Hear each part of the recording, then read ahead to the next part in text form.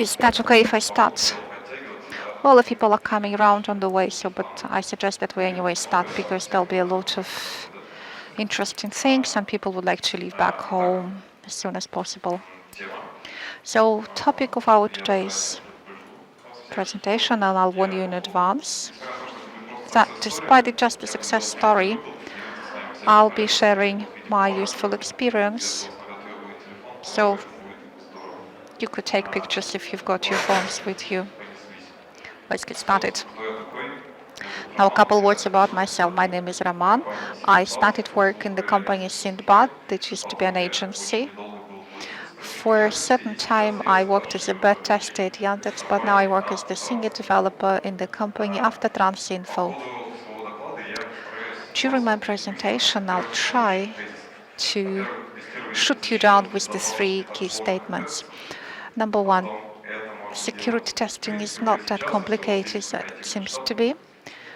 Number two, you could start doing it right now. Number three, testers are doing not the better than the rest, and I'll be proving this by providing examples. But in order for these ideas to work, people have to be trained, motivated, and their training has to be stimulated. In the end, for those who will finish with me today, I'll probably give a gift bonus, and not even one.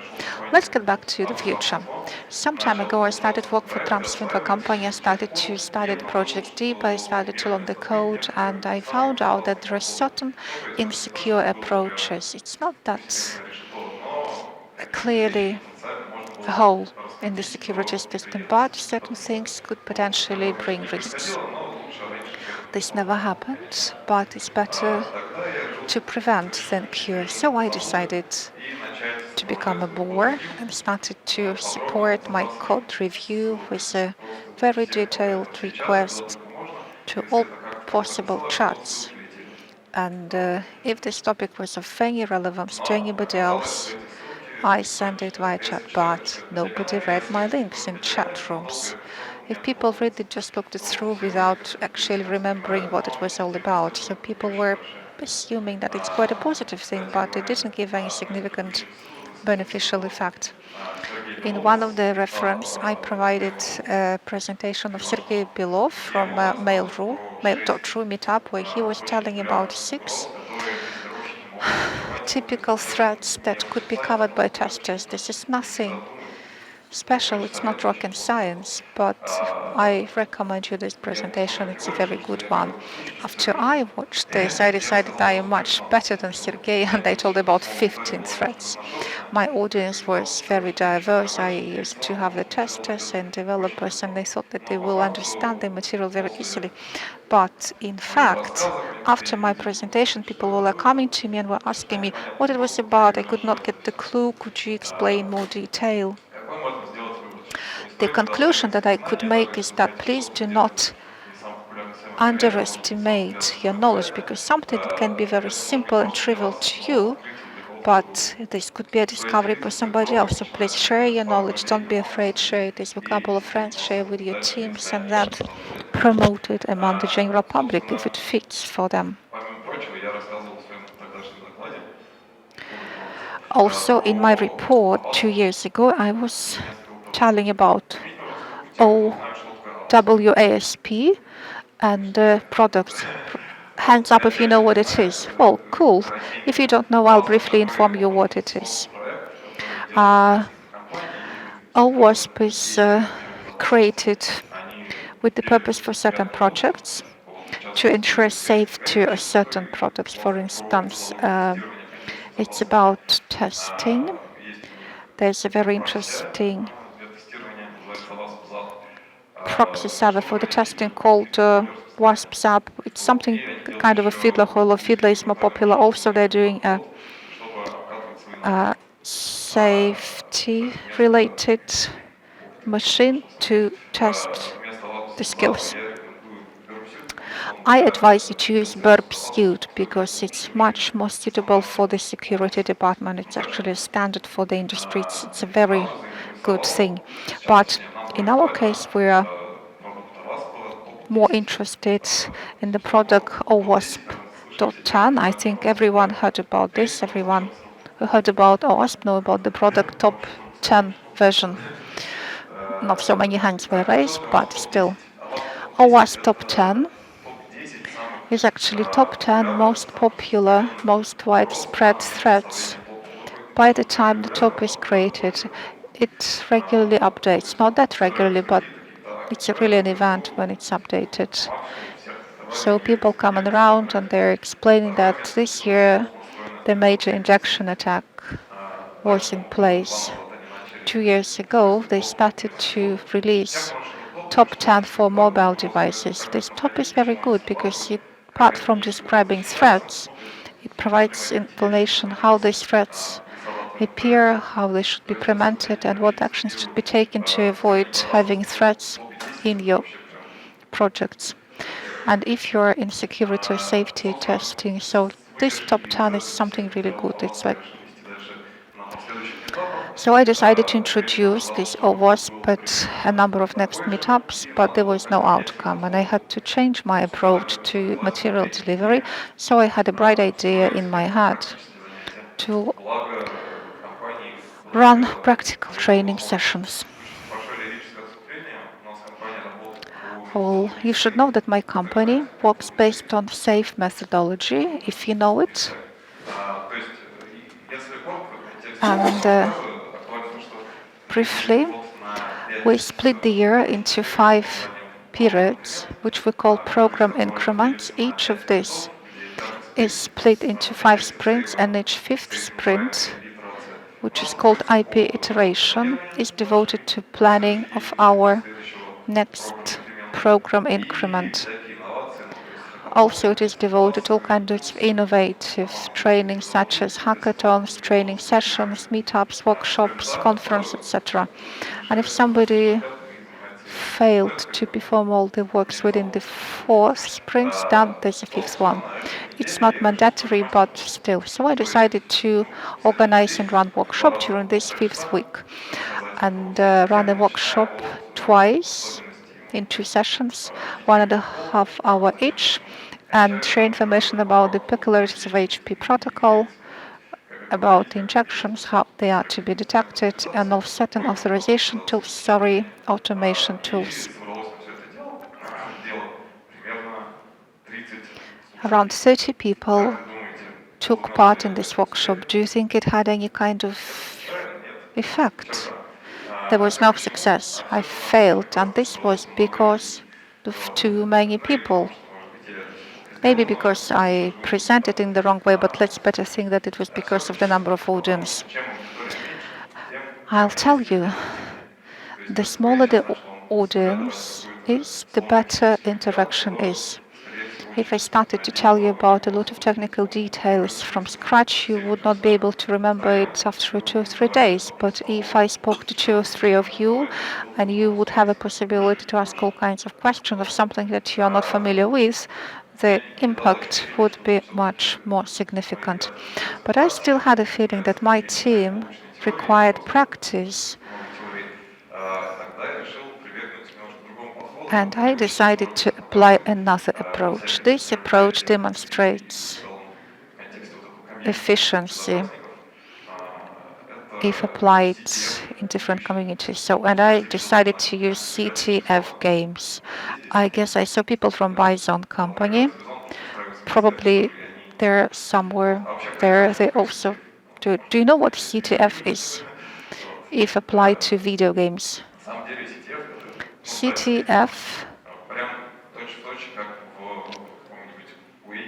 stands for something like in a Quake, capture the flag. It's when a number of participants fight for common resources and try to be the first to grab it. This could be anything, for instance, solve a task and to get some secret first, or it's a group attack of a team of people to a certain resource, such as search for a code or working on the code, or maybe a web server attack. Or the similar thing applies when a number of teams have got something that they protect in attack the resources of the other team instead. In my team, I decided to arrange more or less balanced teams consisting of a front-end, back-end specialist and a tester, so that both teams have the same chances and are more or less of the same level. Then I split the tasks into three stages. The first stage was supposed to be simple, interesting, and attractive, with the simplest tasks where you could observe the fastest progress. The second stage was supposed to be a second level of complexity, while the third one was supposed to be the top one, where some hacker attacking is required or whatever stuff. I also had to give a detailed instructions what was supposed to be done with a follow-up about all the things that happen, activities implemented. Thus, people will have a better understanding of everything that took place. I decided to use it in the setting, in the environment of a game that used to be popular at that time, which was called Detroit, because it's much interesting to solve the task and to the environment which is familiar. I developed a kind of a database, and I never went beyond the borders of this available database. That was all the time available for my team. I also explained my team what CTF was. I explained the methodology for scoring their marks and how to track their failures and success. Oh, by the way, Wiki is a very interesting thing. There's a link to all materials from my workshops. You could actually look it through. I was not the author, but it contains a collection of information from different sources. If you don't mind, I'll continue, okay?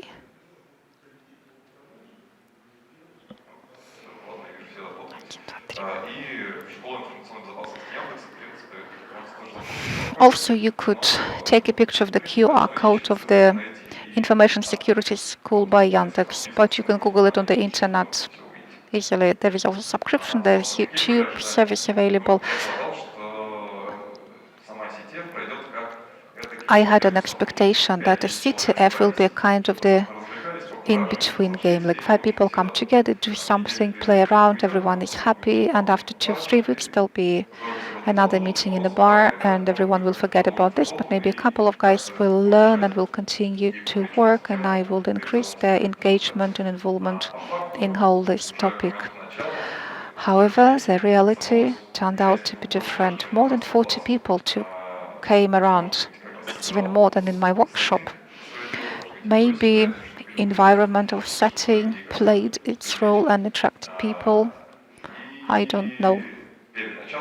Before we started, I didn't sleep the whole night because I was testing whether everything is working, whether the ratings were calculated, whether the scores were being recorded. In the morning, I sent a link to the tasks, had a cup of coffee, got back, and I saw that half of the tasks were already completed. People were in the office discussing the achievements, and they seemed to feel happy.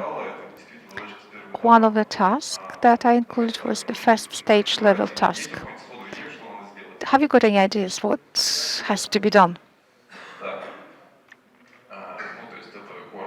Yes, that's a QR code. Code must be written, but before must be read, but before reading the code, it should be restored.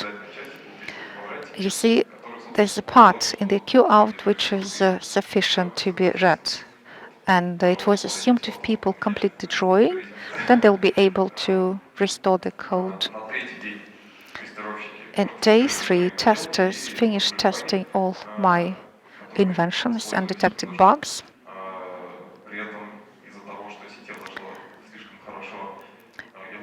But because of the fact that CTF worked too well, I imposed sanctions on the workday to avoid any kind of the reproaches from the management side. It didn't happen, but just in case. On day 8, the guys from team number 1 broke my system of test of the scoring. They found a loophole because there was a system how to hand over the tokens, the flags, and they actually hacked my scoring system.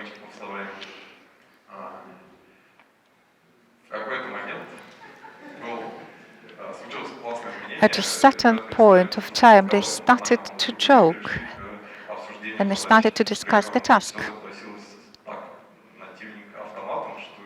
And people started to talk just automatically. They didn't even ask me. They were communicating among the teams. They were sharing knowledge, and it was wonderful. 2 weeks later, they started to apply various automation tools. Despite of the fact that I wrote my application in Python, they were trying to find the loopholes in PHP. Maybe it was because the tasks were of a more complex nature and they could not be solved at once. Week 3, that was the week of the third stage, and people were proposed to hack a full-scale website. I prepared this website overnight. So it was a live website. There was the personal cabinet, there were subscriptions, all kinds of features in the website. So it had also FTP, there was the mail server, and everything was in place. And it was Docker based, if you know what I mean. It seemed to me that the guys who just started a month ago from zero started to go deeper in the topic. By the end of the month, they hacked everything that they could have. Injections were everywhere where they could have been put.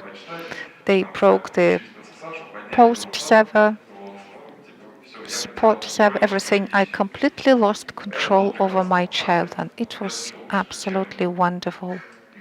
There's nothing better than seeing the success of your trainees. That was the diagram. As of by the end of the month, one team actually broke because some people left and the other company started to engage themselves into the workflow. But still, a couple of teams remained to work until then. They were fighting against each other. The blue team consisted of the developers and the system administrator, while the orange team consisted of testers. The outcomes and consequences for the company is that we had, in the end, around 30 people who were more into security topic than before. Testers became cooler and they started to test our project against top 10 list. All our test environment in the end was full of all that stuff with the brackets, etc. We managed to cover certain loopholes and we established a security community. Somehow, they started to work based on security champions methodology. The idea of this methodology is that imagine you have a number of various teams, for example, developers team, and you want to find a dedicated team of security personnel. Of course, it will take more than a year if you hire these people, but there are cheap solutions. You simply check teams and find a person who is willing to train in the field of security and learn more. These people then are joined in a kind of the extra team. They don't leave their teams, but they communicate as if they were a team where they share various knowledge. Somebody read something, they share the experience and try to discuss work-related issues. For instance, we are planning to launch a new template. What could be the risk of implementing this new template? What threats could be envisaged? So they practice a lot and they bring back the knowledge to their teams. There's a wonderful report by Alexander, dated 2018, about how they implemented the same stuff in their company Opera. You can imagine how huge the company is, and his presentation and report is successful. And if you follow YouTube, please have your mobile phone with you because it's full of QR codes. My personal profit and the profit for the one who will decide to step into my foot is that everything that I provided for my team could be repeated in practical environment. The second is that when I rolled out all the apps, I learned to track attacks, and this knowledge was used in the practice.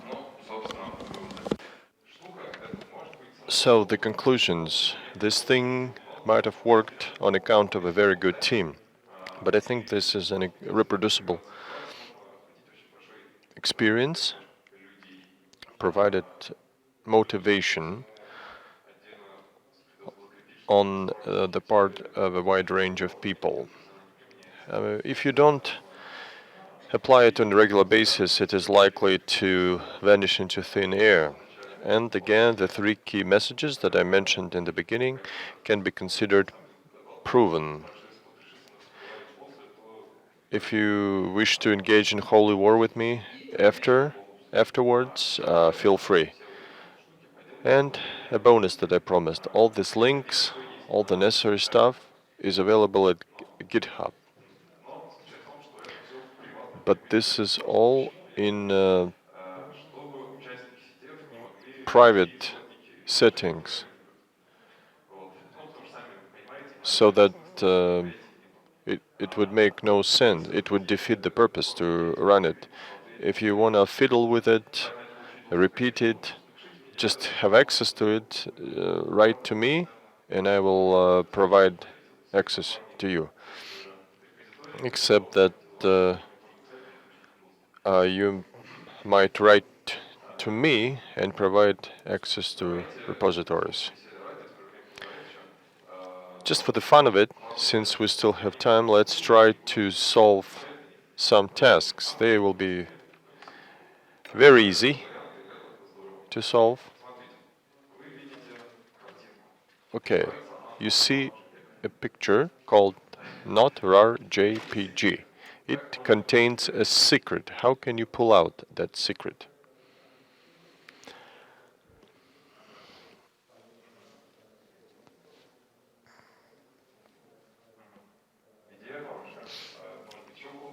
Good idea. This is working theory, definitely. Anybody else? Exactly. Here's the gist. RAR and JPEG are good in that they're very compatible. JPEG reads the beginning of the file and RAR reads the end of the file. So if you combine this in one, you will be able to open a picture in both formats, especially when you don't want to be used as a cloud storage. If you limit the file size, everything will be fine. Now let's try something more complicated. Here you have a form where you can feed these files, and as soon as you put them in, they're displayed on a page. Think for a while how you can call a JavaScript code or to run an XSS attack to implement an attack in JavaScript.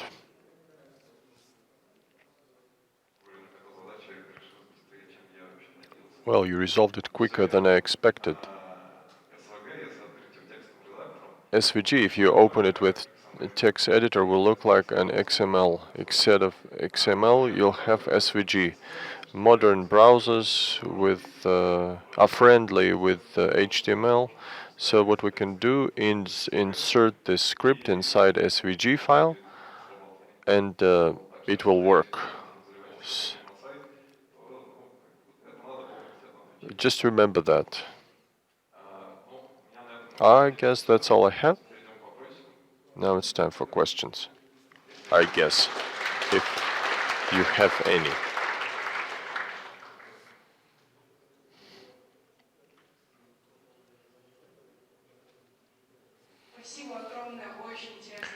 Thanks a lot. I love these things. Did I understand you correctly? The leaderboard and point count is done automatically. When people broke into it, the system can calculate it automatically. This is semi-automatically. As soon as someone crashes it, a secret line drops out, and then you push it in the admin to divide logically the vulnerable and unvulnerable sections.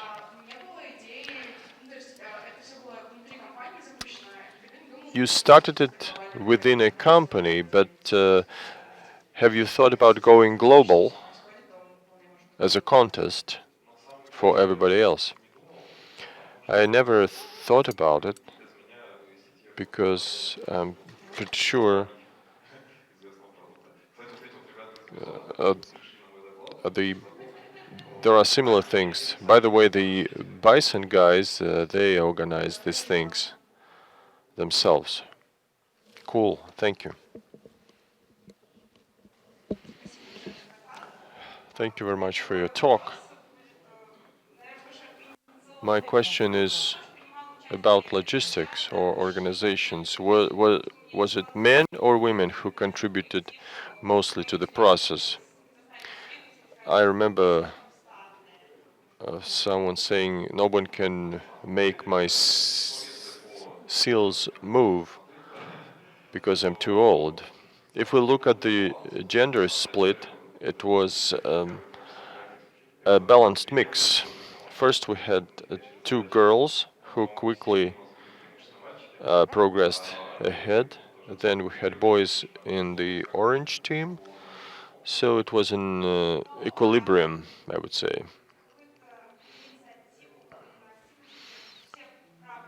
So it was an equitable participation.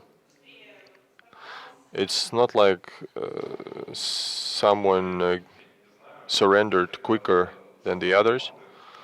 I don't know that.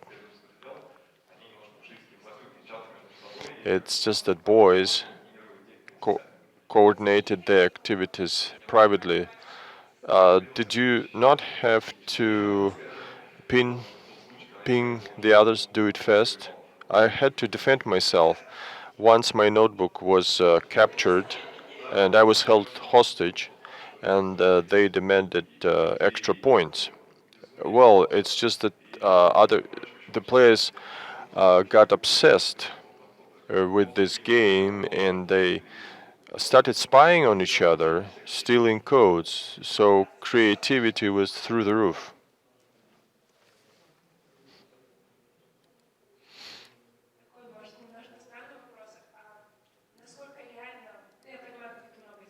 I appreciate how much you did.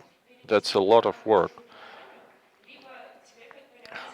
How feasible is it to create your own project and propose it to other IT companies? I mean, just to reap the benefits. So how difficult or easy it is to transpose it on another company? Because I assume your settings are for your own environment.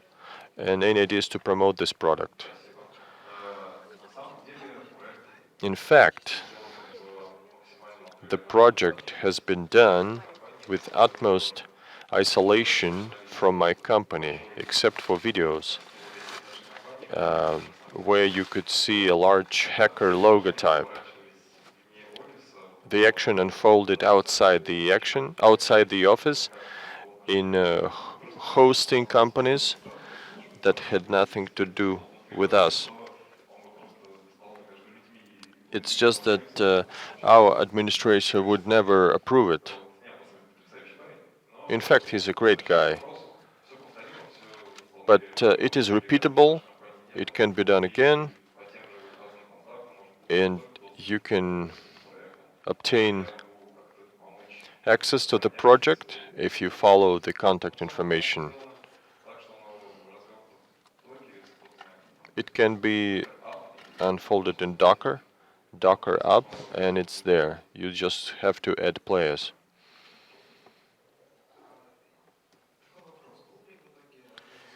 So, did you finally organize a security unit? And if not, who of your subordinates pursued security as a career? We did not have a dedicated security department. We do have 2 security officers as a result.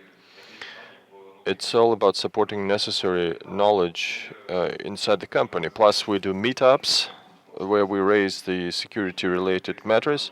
We run penetration tests of our apps, see how vulnerable they are, launch attacks externally, but we don't have dedicated security experts. Did anybody follow this as a career? I'm not so sure. I think some testers just power leveled.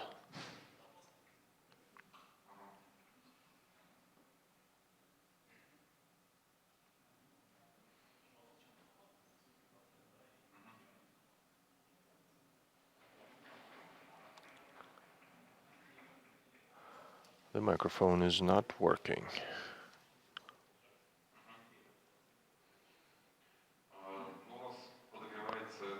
Well, CTF happens on a regular basis with tasks getting changed. In the second CTF, the code was valid for 1 or 2 days. Apart from that, you'll never be satisfied with CTFs alone, and by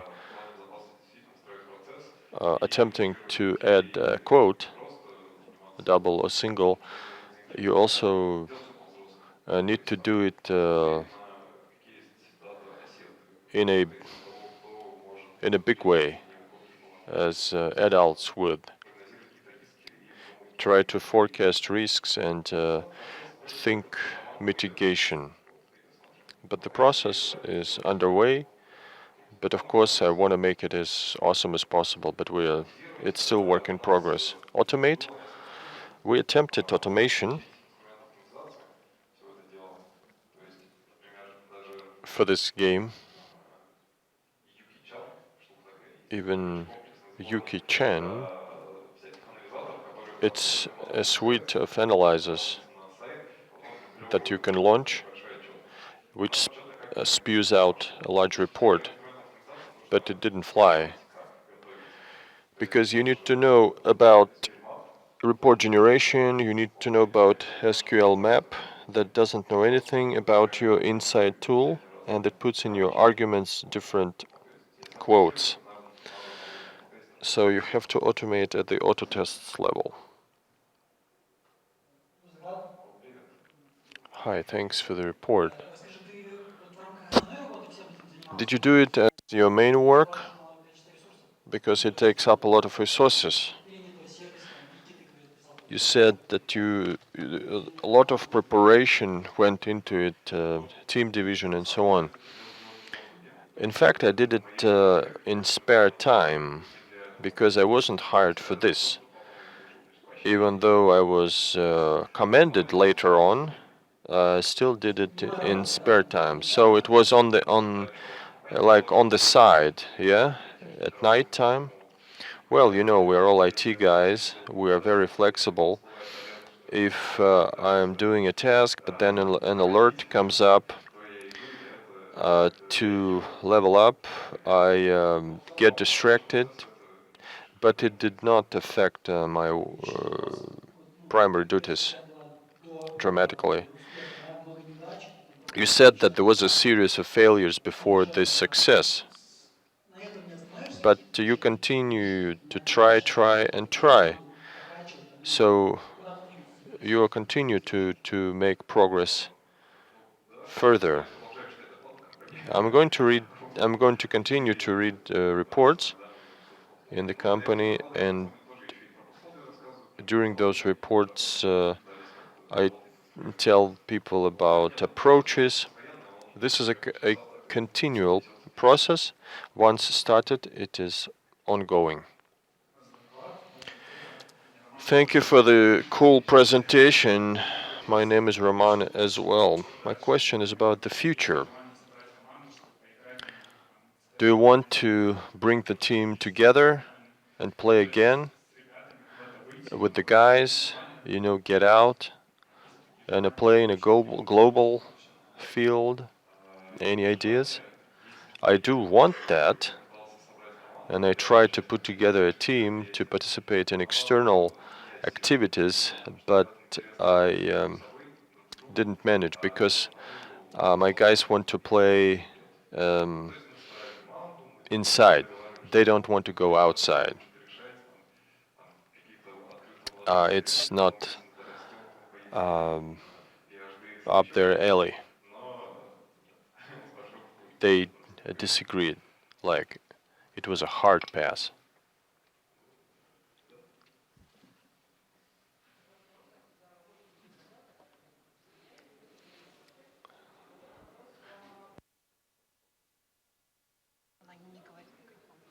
The microphone is off again.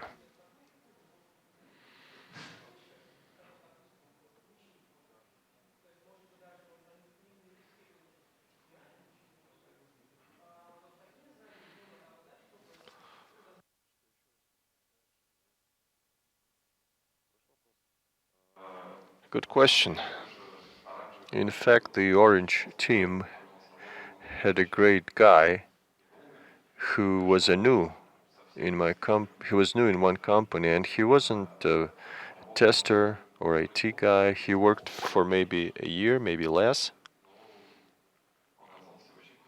but he proved his worth.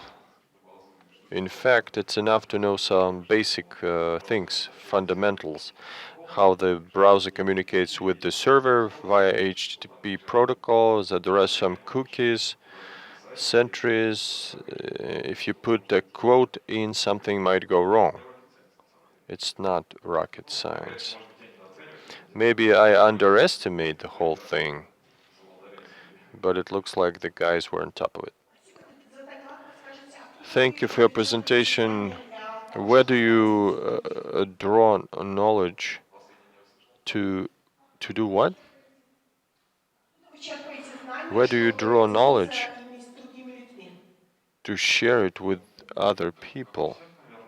Well, like anybody else, Telegram channels, IT chat, thematic communities, conferences. On Tuesday and Thursday there was another cool conference I attended. Thank you for an exciting presentation, Roman. I really enjoyed it. Didn't you want to take that team and recruit it to attack someone's website and make some money off of that? We never thought about it. I think this is going to be fun if you have a well-knit team with metrics and you have good understanding. Why not? I think many would appreciate it, especially those where security testing is in embryonic state. It's like Fast and Furious. You have a great team in place that is ready to go. We are not focusing on security that much. Of course, we lose out to those who do it professionally. We don't have competitive edge here. Do we plan to, or would we like to? Of course, we would like to. Extra money is always great. Thank you, Roman. I understand the guys did this during their working time. How real do you think to sell this man hours to business and argue that this is something that your business needs? If you get your preparations right, you could talk business and provide cost estimates. Let's say by investing $100,000, you will save $1 million, let's say. And recently, people with similar competencies found two holes that could have resulted in losses of 20 to 30 million. I think if we used that language, it might have worked. But since we did it in our spare time, for fun, for drive, we had no such intentions.